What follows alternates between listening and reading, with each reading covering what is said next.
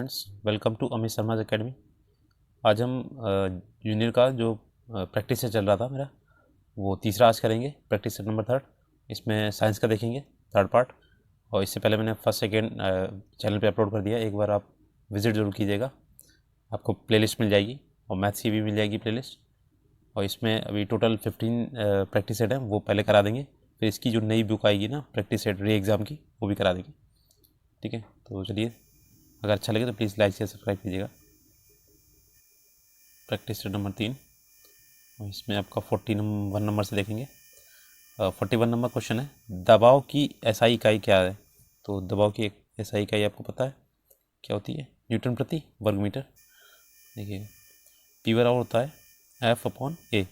ठीक है, और ये F की हो गई है न्यूटन, और प्रति पर मीटर स्क्वायर। एरिया होता है ना, वो स्क्वायर में होता है। ठीक है, और जो आपका वॉल्यूम होता है वो क्यूब में होता है। तो इसका फॉर्मूला हो गया आपका। और किसी सतह के एकांक क्षेत्रफल पर लगने वाले बल को दबाव कहते हैं, या इसे पी से डिनोट करते हैं। और इसकी जो राशि होती है, ये एक अदिश राशि है, और इसका एसआई मात्रक तो न्यूटन प्रति वर्ग मीटर हो गया। वैसे इसका पास्कल बोला जाता है। तो दोनों चीज़ें रखिएगा, पास्कल और न्यूटन प्रति वर्ग मीटर। नेक्स्ट है, 20 न्यूटन का बल किसी भी वस्तु पर कार्य कर रहा है। वस्तु बल की दिशा में 4 मीटर के माध्यम से विस्थापित है। तो किया गया कार्य, तो आपका इसमें कार्य बराबर हो जाएगा W = FD होता है। ये कल भी एक कराया था, उसमें क्वेश्चन था। और इसमें F = हो जाएगा 20, और ये हो जाएगा आपका 4। तो 24 × 80 आपका हो जाएगा 80 जूल। ये आपका कार्य हो गया। ठीक है, ऑप्शन नंबर सी। ठीक है, नेक्स्ट है, सिंपल से इसमें आएंगे, न्यूमेरिकल ज़्यादा बड़े नहीं आते। दो निकायों के बीच आकर्षण बल 1/9F है। तो इन दो निकायों के बीच की दूरी क्या होगी?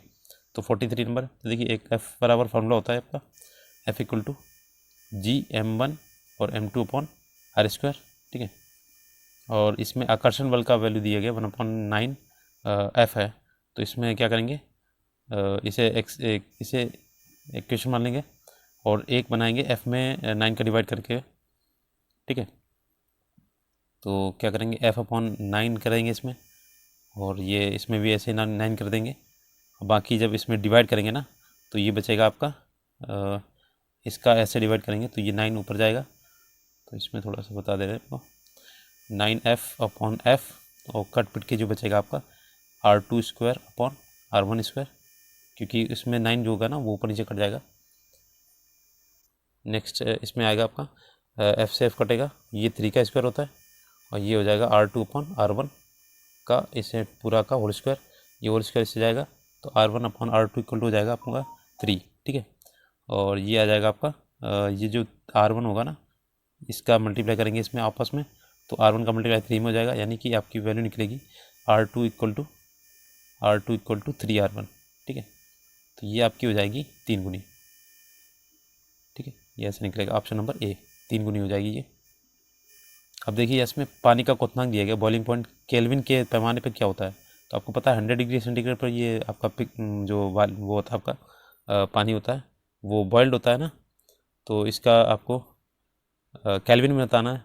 तो केल्विन क्या हो जाएगा, आपका 273 इसमें ऐड होता है ना, 100 + 273, तो ये आएगा 373। ठीक है, तो ये केल्विन में डिग्री नहीं होती, ध्यान रखिएगा। तो ऑप्शन नंबर सी हो जाएगा। नेक्स्ट है, और इसका जो फ्रीजिंग पॉइंट होता है ना, वो 0 डिग्री सेंटीग्रेड होता है। ठीक है, तो 0 डिग्री सेंटीग्रेड जब केल्विन में ऐड करेंगे तो 273 केल्विन हो जाएगा। ठीक, नेक्स्ट है, किसी वस्तु के संवेग परिवर्तन की दर बल की दिशा में आरोपित असंतुलित बल के समानुपाती होती है। इस नियम को क्या कहा जाता है? तो 45 ये होता है आपका गति का दूसरा नियम होता है। ठीक है, और इसमें बोलते हैं संवेग परिवर्तन की दर जो होती है आरोपित असंतुलित बल के समानुपाती होती है, और इसे द्वितीय नियम कहते हैं। और जैसे इसमें उदाहरण के लिए, क्रिकेट खिलाड़ी वाला जो होता है ना, गेंद को कैच करते समय आपके अपने हाथ को पीछे कर लेता है। ठीक है, और इसमें तीनों नियम दिए थे आपने न्यूटन ने दिए थे।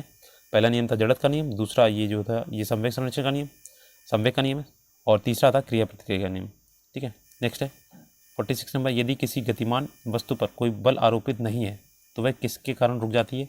तो ये आपकी रुकेगी घर्षण के कारण। ठीक है, किसी भी वस्तु पर अगर वो आगे चल रही है तो उसके विपरीत एक कार्य करता है बल, उसे बोलते हैं घर्षण बल। ठीक है, अगर साइकिल चला रहा है तो पीछे उसका घर्षण बल कार्य करेगा, जो उसकी गति का विरोध करता है।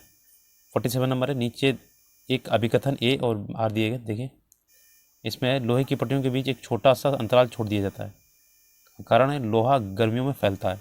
तो इसका ऑप्शन नंबर देखिए ये हो जाएगा, ए और आर दोनों सही है और ए आर की उचित व्याख्या करता है। जगह इसलिए छोड़ी जाती है कि बाई चांस ये जब पिघलेगा ना तो इसका आकार बढ़ेगा, तो ये ऐसा ना हो अगर इसके बीच में सटा के रखेंगे तो गर्मियों में क्या हो जाएगा, ये आकार बढ़ेगा तो ये बेंड हो जाएगी, थोड़ी सी तिरछी हो जाएगी और उससे दुर्घटना होने की संभावना ज़्यादा होती है। तो इसीलिए जगह छोड़ी जाती है कि अगर बढ़ेगा ना तो जितना भी बढ़ेगा ये इसके पास ही आएगा, ठीक है। नेक्स्ट है 48 नंबर, ध्वनि तरंग की आवृत्ति मापने की मानक इकाई क्या है। तो ध्वनि तरंग को कैसे नापेंगे, तो ये हो जाएगा आपका हर्ट्स में नापते हैं ध्वनि को, ठीक है। हर्ट्स वैज्ञानिक थे, उन्होंने इसकी खोज की थी, इसी नाम से हर्ट्स पड़ गया इनका, ठीक है। और ध्वनि तरंगें जो होती हैं ना वैक्यूम में नहीं आती हैं, वैक्यूम बोलें तो इसे निर्वात बोलते हैं, ठीक है। निर्वात में संचरण नहीं करती, जैसे अंतरिक्ष में आप एक दूसरे की बात नहीं सुन सकते, ठीक है। 49 नंबर देखिए, सूर्य की रोशनी को हम हरे रंग का दिखाई देने वाला एक कपड़ा लाल रोशनी में देखे जाने पर काले रंग का दिखाई देना क्यों शुरू कर देता है। तो देखिए ये होता है, कपड़ा जो होता है लाल रंग की तरंग आयाम को पूर्णतया अवशोषित कर लेता है, ठीक है। और आप लोग चैनल को सब्सक्राइब नहीं करते हैं, वीडियो देख लेते हैं, थोड़ा सा सपोर्ट दिखा दीजिए, इस ऐसी वीडियो आपको मिलती रहेगी। और बाकी जितना भी प्रैक्टिस सेट है आपको कराते रहेंगे, मैथ का हो या साइंस का, ठीक है, कोशिश करेंगे। तो प्लीज़ चैनल को सब्सक्राइब कर दीजिएगा। नेक्स्ट है 50 नंबर क्वेश्चन है, पानी से भरे एक गिलास में रखा गया नींबू गिलास की बगल में देखने पर इसके वास्तविक आकार से बड़ा प्रतीत होता है। तो इसका कारण क्या है, तो जब भी वास्तविक आकार से बड़ा कोई भी चीज़ दिखे तो वहाँ पे अपवर्तन होता है, ठीक है। जैसे उसमें पानी का सिक्का, उसमें सिक्का डाला गया या सुई डाली गई तो दिखेगी, उठा दिखेगा ज़्यादा, तो अपवर्तन होगा। तारों का टिमटिमाना, ये भी अपवर्तन है। नेक्स्ट है इसका एक नियम होता है ना, एक माध्यम से दूसरे माध्यम जो वो जाती है प्रकाश की किरण, तो मार्ग से विचलित हो जाती है, तो इसी को क्या बोलते हैं, अपवर्तन बोलते हैं। 51 नंबर है हवा एक, तो हवा एक क्या है, हवा एक दोनों तत्वों और यौगिकों का मिश्रण है, ठीक है। हवा में क्या क्या होता है, जैसे नाइट्रोजन होता है, ठीक है, और ऑक्सीजन होता है, आर्गन होता है, और कार्बन डाइऑक्साइड होता है, ठीक है, नियॉन होता है, और आपका होता है हीलियम होता है, मीथेन होता है, ये सब अल्प मात्रा में होते हैं। नाइट्रोजन होती है 78% होती है, और ऑक्सीजन 21% होती है, आर्गन आपकी होती है 0.93 होती है, और कार्बन डाइऑक्साइड होती है 0.03, ठीक है। जीरो लगाया ना, नहीं तो यहाँ पे 3 मत कर देना, नहीं तो ज़्यादा बढ़ जाएगा फिर, ठीक है। 0.03 होती है। नेक्स्ट है आपका 52 नंबर है, धातुओं की पतली तार के रूप में ढलने की विशेषता क्या कहलाती है। तो ये आपकी हो जाएगी तन्यता, डक्टिलिटी बोलते हैं इसे, तन्यता, ठीक है। ये आपके धातुओं का जो गुण है एक, ठीक है। आपका जो एक ग्राम का सोने का तार होता है उसे आप 2 किलोमीटर लंबा तार बना सकते हैं उसे खींच के, ठीक है, इतनी बेंड करने की उसकी क्षमता होती है। नेक्स्ट है 53 नंबर है, तत्व जिनकी द्रव्यमान संख्या एक समान है परंतु भिन्न परमाणु संख्या कहलाते हैं। तो ये आपके क्या कहलाएंगे, देखिए 53 का हो जाएगा आपका आइसोबार। इसमें क्या होता है, द्रव्यमान संख्या एक समान होती है, जैसे आपने लिखा इसका जैसे ऑप्शन जैसे आर्गन का होता है, ठीक है, आर्गन का होता है आपका 18, आर्गन 40, ठीक है, और एक होता है आपका पोटेशियम का 19 के 40। तो इसमें देखिए द्रव्यमान संख्या बराबर है, और ये जो आपकी परमाणु जो संख्या है ना, या इसे प्रोटॉनों की संख्या बोल दीजिए, ये भिन्न होती है, तो इसे आइसोबार बोलते हैं, या फिर इसे बोल सकते हैं संभारिक, ठीक है। इनके भार समान है या द्रव्यमान संख्या बोलिए, ठीक है। द्रव्यमान संख्या और संभार जो परमाणु भार होता है ना, थोड़ा सा डिफरेंस होता है, द्रव्यमान संख्या जो होती है पॉइंट में आती है, और आपका जो परमाणु भार होता है वो पूरा आपका पूर्णांक में होता है। तो 40-40 ये इक्वल है, तो आइसोबार होगा जाके, ठीक है। और एक कैल्शियम भी होता है 20Ca40, ठीक है। तो ये सभी आपके संभारिक हैं। नेक्स्ट है निम्नलिखित में से ऑक्सीकरण प्रतिक्रिया के बारे में क्या सही नहीं है। तो 54 का देखिए आप, इसमें सही क्या नहीं, एक पहले देखिए, एक पदार्थ में ऑक्सीजन की अनुवृद्धि या उसमें से हाइड्रोजन हटाने को क्या बोलते हैं, ऑक्सीकरण बोलते हैं, ठीक है। ये सही है, क्योंकि इसमें ऑक्सीजन का जो योग होता है ना, इसी वजह से इसे ऑक्सीकरण बोलते हैं। वह पदार्थ जो ऑक्सीजन के लिए ऑक्सीजन देता है या हाइड्रोजन को हटाता है उसे ऑक्सीकारक बोलते हैं, ये भी सही है। बाकी वनस्पति तेल का हाइड्रोजनीकरण एक ऑक्सीकरण प्रक्रिया है, तो ये गलत है, ऑप्शन नंबर सी हो जाएगा इसका, ठीक है।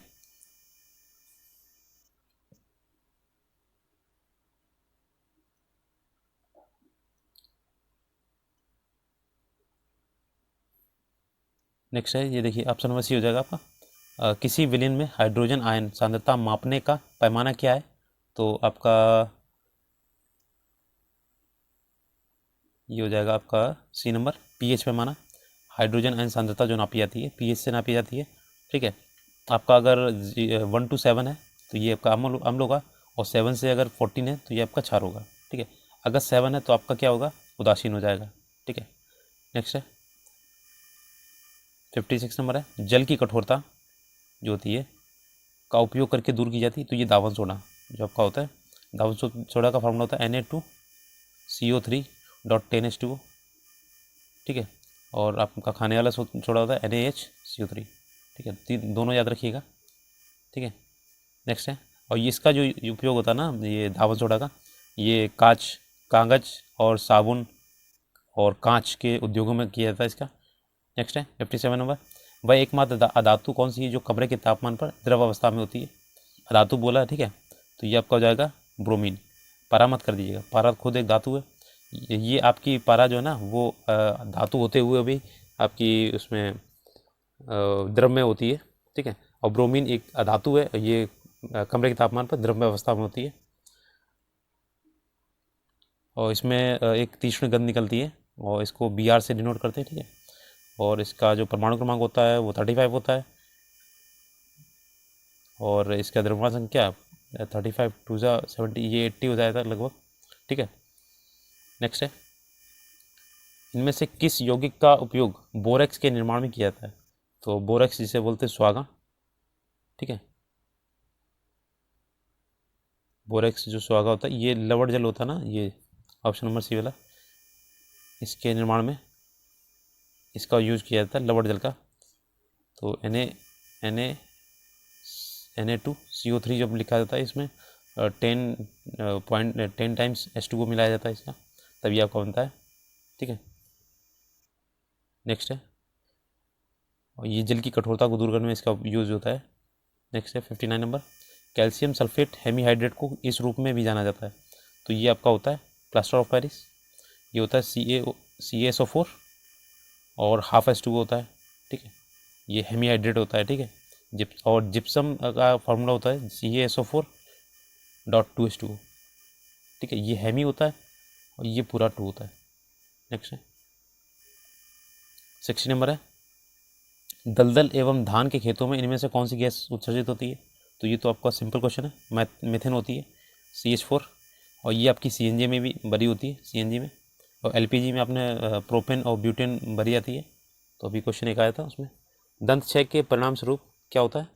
तो आपका हो जाएगा ये कोमल दंतवल्लक की जो होता है ना ये आपका ख़राब हो जाता है, और कैल्शियम फास्फेट होता है इसमें, इनेमल का निर्माण होता है, ठीक है। नेक्स्ट है 62 नंबर हो जाएगा क्वेश्चन, मनुष्य के आमाशय में कौन सा अम्ल बनता है? तो ये भी अभी कर चुके हैं, HCl होता है, ठीक है। और ये आपकी जब इसकी मात्रा ज़्यादा हो जाती है तो एसिडिटी हो जाती है, तो आपको एंटासिड नाम के जो वो होते हैं ना, जैसे आपका इनो हो गया, उसे खाना पड़ता है। नेक्स्ट है 63 नंबर है, निम्न में से कौन सा एंजाइम आमाशय द्वारा स्रावित होता है? तो 63 का हो जाएगा आपका ये ट्रिप्सिन होता है, ठीक है। माल्टोस ये शुगर है, लैक्टोज सुक्रोज ये सभी शुगर है। ये ट्रिप्सिन आपके पेट से निकलता है, और ट्रिप्सिन के साथ साथ में आपका निकलेगा एमाइलेज, लाइपेज, ठीक है। ये सारे आपके अग्न्याशय रस में पाए जाते हैं, और अग्न्याशय में आपका इंसुलिन होता है, इंसुलिन हार्मोन्स होते हैं इसमें। और ये आपके 64 नंबर देखिए, श्वसन वर्णक हीमोग्लोबिन इनमें से किस में मौजूद होता है? तो ये आपका होता है लाल रक्त कोशिकाओं में, RBC में, ठीक है। सॉरी RBC में होता है। नेक्स्ट है, मानव शरीर में RBC का कार्य क्या है? तो ये आपका कार्य होता है शरीर की कोशिकाओं को ऑक्सीजन प्रदान करना होता है, ठीक है। और ये लौह युक्त प्रोटीन पाया जाता है इसमें, हिम नाम का एक होता है, ठीक है। और इसमें हिम वर्णक वही जिसे बोलते हैं, जो इसके कारण रुधिकाएँ जो होती हैं लाल होती हैं। और मानव शरीर में RBC का मुख्य कारण जो होता है कोशिका में ऑक्सीजन की पहुँचाना और कार्बन डाइऑक्साइड को वापस लाना। नेक्स्ट है 66 नंबर है, एक वयस्क मानव के शरीर में कितने लीटर खून होता है? तो ये आ जाएगा आपका 5 से 6 लीटर होता है ना, तो ये 5 इसके करीब है, 5 लीटर होता है लगभग। 4.5 से 5 बोलते हैं इसमें, ठीक है। और इसमें क्या होता है, जो खून में आपका जो इसका लाल रंग होता है और संयोजक ऊतक होता है, ये आपका खून, ये ब्लड होता है। और इसमें 55% जो होता है आपका प्लाज्मा होता है, ठीक है। 45% आपका होता है जो कणिकाएँ होती हैं, रुधिर कणिकाएँ, RBC, WBC और प्लेटलेट्स, ठीक है, प्लेटलेट्स। और ये आपका प्लाज्मा होता है 55%, ये तरल भाग होता है सबसे ज़्यादा। एक ये TRE में आया भी था कि निम्न में से कौन सा तरल भाग होता है, तो ये भी होता है आपका, और ये RBC, WBC और प्लेटलेट्स में भी तरल भाग भरा होता है, ठीक है। नेक्स्ट है, और इसका जो आपका ब्लड का pH होता है वो 7.5 होता है, ये भी ध्यान रखिएगा। नेक्स्ट है 67 नंबर है, मानव मस्तिष्क का कौन सा भाग उल्टी या वॉमिटिंग की अनैच्छिक क्रिया को नियंत्रित करता है, तो ये आपका करता है पश्चिम मस्तिष्क, पीछे की अनैच्छिक क्रियाएं जो होती हैं वो पीछे के मस्तिष्क द्वारा होती हैं, ठीक है। नेक्स्ट है 68 नंबर है, मानव नेत्र में रेटिना पर बना प्रतिबिंब कैसा होता है, तो ये आपका हो जाएगा वास्तविक बनेगा और उल्टा बनेगा। जब भी वास्तविक बनेगा उल्टा बनेगा, ठीक है। आभासी में हमेशा सीधा बनता है, काल्पनिक में हमेशा सीधा बनेगा। और वास्तविक उल्टा बनना ये अवतल दर्पण की इसकी विशेषता है, ठीक है। और लेंस में बोले तो उत्तल लेंस की हो जाएगी। नेक्स्ट है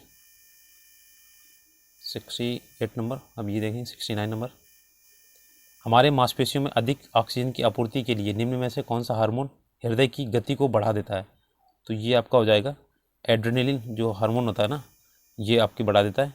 आपकी एड्रेनलिन जो होता है, एड्रेनाइन इसमें स्रावित होता है, हार्मोन होता है जो शरीर की उत्तेजित होने पर स्रावित होता है, इसलिए इसे फाइट एंड फ्लाइट बोलते हैं, लड़ो और उड़ो हार्मोन बोलते हैं। और ये जब आपके ऊपर संकट आता है तभी मांसपेशियों के रक्त में प्रभाव बढ़ा देता है, और इससे आपके क्या होता है कि हार्ट बीट बढ़ जाती है, ठीक है। नेक्स्ट है साइनोकोबालामीन किस विटामिन का ये रूप है, तो ये आपका एक इसमें आया भी था, शायद B6 था, तो ऑप्शन नंबर इसका हो जाएगा B12, ठीक है। साइनोकोबालामीन ऑप्शन नंबर बी ए, B12 होता है। अब देखिए B6 का होता है पायरिडॉक्सिन होता है, ठीक है। और B2 का होता है आपका राइबोफ्लोविन होता है, और B1 का होता है थाइमिन, और एक B5 होता है, उसमें होता है पेंटोथेनिक अम्ल होता है, ठीक है। नेक्स्ट है, और B3 होता है नियोसिन। नेक्स्ट है, इनके सभी के नाम, रासायनिक नाम याद रखिएगा किस में पाए जाते हैं। निम्नलिखित में से किसकी कमी से वर्णांता और कमजोर दृष्टि की समस्या उत्पन्न होती है, तो 71 नंबर है, ये आपकी विटामिन ए है, इससे रिकेट्स हो जाता है, ठीक है। और इससे वर्णांता कमजोरी हो जाती है। वर्णांता जो होता है वो आनुवांशिक होती है बीमारी, ठीक है। और इसके स्रोत क्या क्या हैं, जैसे हरे पत्तेदार सब्जियां हो गई, आपका गाजर हो गया, यकृत, दूध, कॉड लीवर जो होता है मछली का तेल होता है, और पनीर होता है इसमें, ठीक है, विटामिन ए में। नेक्स्ट है 72 नंबर है, निम्नलिखित में से कौन सा एक जीवाणु जनित रोग है, तो आपका हो जाएगा ये डिप्थीरिया, ये जीवाणु से होता है, ठीक है। और देखिए जैसे टिटनेस होता है आपका होता है जीवाणु द्वारा होता है, और जीवाणु में जैसे क्लस्ट्रीडियम टेटनी होता है, और हैजा ये विब्रियो कॉलेरी एक जीवाणु होता है उसके वजह से होता है। और एक डिप्थीरिया, इसका जो डिप्थीरिया का होता है और कोरोनरी बैक्टीरियम डिप्थीरी होता है शायद, ठीक है। और टाइफाइड का होता है सैलेमोनेला टाइफी, ठीक है। नेक्स्ट है पक्षियों के अध्ययन को क्या कहा जाता है, तो पक्षियों के अध्ययन को बोलते हैं आपका होता है अर्निथोलॉजी, अर्निथोलॉजी होता है ऑप्शन नंबर डी, ठीक है। और हर्पेंटोलॉजी जो होता है ये होता है उभयचर और सरीसृप का अध्ययन। और आपका ऑप्थेल्मोलॉजी ये होता है आँखों का अध्ययन होता है। नेक्स्ट है एंथ्रोपोलॉजी, एंथ्रोपोलॉजी होती है मानव के क्रमिक विकास का अध्ययन, ठीक है। नेक्स्ट है पादपों में सबसे प्रचुर मात्रा में उपस्थित पदार्थ जो होता है वो क्या होता है, तो ये कार्बन हर जगह पाया जाता है इनका, ठीक है। और उसकी पत्तियों में Mg होता है, मैग्नीशियम होता है, तो ये भी याद रखिए, बहुत पूछा जाता है मैग्नीशियम कहाँ पाया जाता है, तो पत्तियों में पाया जाता है। स्तनधारियों के हृदय में कितने प्रकोष्ठ होते हैं, तो 75 का ये आपके होते हैं 4 होते हैं, जितने भी मेमल्स होते हैं 4 होते हैं। और मादा स्तनधारी अपने बच्चों को, जैसे इसमें जो जंतु होते हैं और 2 जो होते हैं इसके आपके जलीय होते हैं, जलीय वाले में 2 हृदय प्रकोष्ठ होते हैं इसमें। अब 4 होते हैं इसमें, क्या होते हैं अलिंद और निलय होते हैं, एक दायां होता है एक बायां अलिंद, एक दायां एक बायां निलय होता है, ठीक है। तो इसी के 4 होते हैं। आप किस जगत में सभी जीवों को रखेंगे जो कोशिका भित्ति के साथ बहुकोशिकीय सुकेंद्रिक हैं, तो 76 का हो जाएगा ये प्लांटी, ठीक है। क्योंकि इसमें कोशिका भित्ति केवल प्लांट में पाई जाती है और एनिमेलिया में आपकी प्लांट वो नहीं होती है, आपकी कोशिका झिल्ली होती है। और प्लांट में क्या होता है, कोशिका भित्ति भी होती है और कोशिका झिल्ली भी होती है, दोनों होती हैं इसमें, ठीक है। और नेक्स्ट है 77, निम्नलिखित में से कौन सा एक कोशिकीय हरित शैवाल है? एक कोशिकीय भी और हरित शैवाल है, तो ये हो जाएगा आपका क्लेमाइडोमोनास होता है, ऑप्शन नंबर डी। इसमें क्या होता है, क्लाइडोमोनास जो होता है ये क्लोरोफॉसी वर्ग के क्लोरोफाइट के समुदाय का एक कोशिकीय हरित जीवाणु शैवाल होता है ये। और एक होता है आपका स्पायरोगोरा गायरा होता है, एक वो भी शैवाल होता है, उसमें क्लोरोफिल पाया जाता है और प्रकाश संश्लेषण में अपना काम करता है इसमें। नेक्स्ट है 78 नंबर, निम्न में से कौन सा औषधीय पौधा रक्तचाप के उपचार के लिए सबसे अच्छी औषधि है? तो 78 का हो जाएगा सर्पगंधा, ठीक है। सर्पगंधा एक ये रक्तचाप के लिए यूज होता है और जड़ का इसका अर्क निकाला जाता है इसका, ठीक है। और इससे इसकी पत्तियों से आपके आंखों की रोशनी बढ़ती है, सर्पगंधा। नेक्स्ट है 79 नंबर, इसमें लिखा के अलावा निम्न सभी पादपों पौधों में झकड़ा जड़ें होती हैं, ठीक है। तो ये हो जाएगा आपका चुकंदर के अलावा, जैसे चावल, गेहूँ, मक्का, तो इनमें सब में क्या होती है आपकी झकड़ा जड़ें होती हैं। इसके अलावा चुकंदर में क्या हो जाएंगी, इसमें झगड़ा नहीं होती, इसमें रेशेदार होती है, ठीक है। और देखिए मूसलाधार जड़ें होती हैं, जो ये झकड़ा जड़ें होती हैं। रेशेदार जो होती हैं, जैसे कुछ पौधे हैं जिसमें मुख्य जड़ नहीं होती है, उसमें क्या होती हैं ऐसे ऐसे करके काफ़ी वो निकली होती हैं, ठीक है। तो ये रेशेदार होती हैं, जैसे आपका गेहूँ, मक्का, चावल, ये आपकी हो जाएगी रेशेदार हो जाएंगी। और जैसे मूसलाधार जड़ें होती हैं, इसमें भूमि के अंदर लंबाई तक एक रूप में जाती है, बड़ी सी, इसमें छोटी छोटी निकलती हैं, ठीक है। जैसे हो गया आपका चुकंदर हो गया जैसे ये, और मटर हो गया, नीम हो गया, आम हो गया, ये सब। और गेहूँ, मक्का, ये चावल क्या होती है, ये छोटी जड़ें होती हैं और कम गहराई तक जाती हैं, थोड़ी गहराई तक जाती हैं, तो ये रेशेदार होती हैं। नेक्स्ट है 80 नंबर, लास्ट है, पादप के वायवीय भागों से वाष्प के रूप में जल की हानि को क्या कहते हैं? तो ये आपको बोलते हैं वाष्पोत्सर्जन, ठीक है। वाष्पोत्सर्जन कहा जाता है इसे। और ये क्या करता है, पानी को बाहर निकलता है, वाष्पोत्सर्जन की घटना होती है। और वाष्पोत्सर्जन की दर को जो नापते हैं तो पोटोमीटर से नापी जाती है, ठीक है। तो ये आपके 80 क्वेश्चन, ये 40 क्वेश्चन हो गए।